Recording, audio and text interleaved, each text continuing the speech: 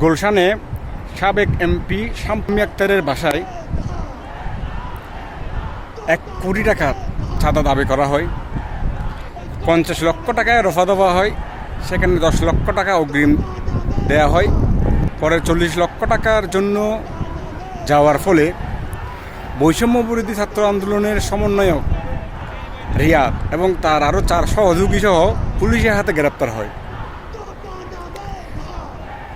পরে বৈষম্য বিরোধী ছাত্র আন্দোলনের সাবেক মুখপাত্র উম্মে ফাতেমার ফেসবুক স্ট্যাটাস এবং 2 ঘন্টা 24 মিনিটের ফেসবুক লাইভে সব কিছু পরিষ্কার হয় যে এই রিয়াদদের শেকড় অনেক গভীরে।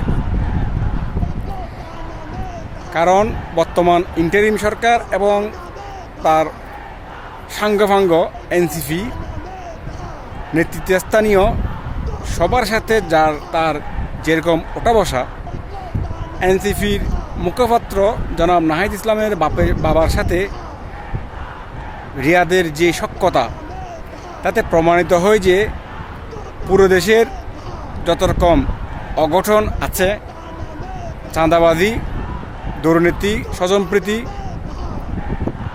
নিয়োগ বাণিজ্য, দখল, সব কিছুতেই এনসিপি এবং তার অঙ্গ সংগঠন বৈষম্য বিরোধী ছাত্র আন্দোলনের সমন্বয়ক, কর্মী সমন্বয়করা জড়িত। এবং এই চাঁদাবাজিতে বাংলাদেশ স্বরাষ্ট্র মন্ত্রণালয়েও প্রত্যক্ষ মদত রয়েছে, তার প্রমাণ পাওয়া যায় এই রিয়াদ স্বরাষ্ট্র মন্ত্রণালয়ের ছাত্র প্রতিনিধি হাতে নাতে প্রমাণ সাপেক্ষে ধরা খাওয়ায়। সারা বাংলাদেশে এই এনসিপি এবং বৈষম্য বিরোধী ছাত্র আন্দোলনের বিপক্ষে হাওয়া বইতে শুরু করেছে। এখন টিভিতে, বাংলাদেশের মেইন স্ট্রিম মিডিয়াগুলিতে তাদের বিরুদ্ধে মুখ খুলতে শুরু করেছে। তাছাড়া উপদেষ্টা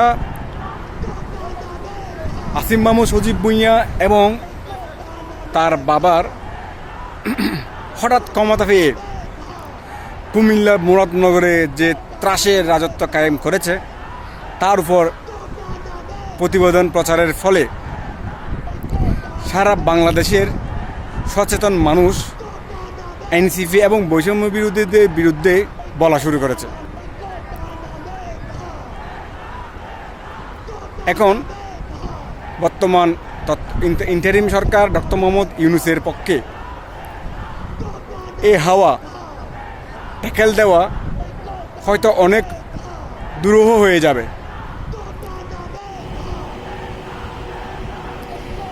মিডিয়া যেখানে 11 মাস নিশ্চুপ ছিল, এখন তারা কুলস ছেড়ে কথা বলা শুরু করেছে।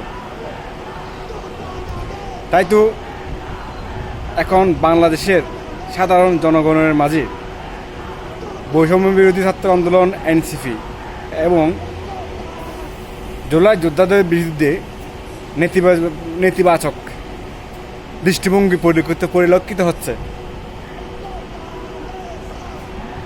এনসিপির সবার মধ্যে গুটি কয়েক কিছু উৎসুক জনতা, 700-800 পুলিশ এবং সেনাবাহিনীর প্রহরা ছাড়া তেমন কোনো মানুষের সমারোহ দেখা যায় না।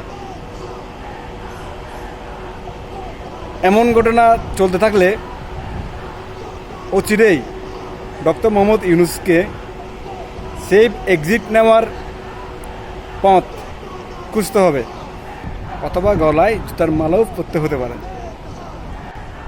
সামনে কি হতে পারে, কি ঘটতে পারে, সেটা দেখার অপেক্ষায়।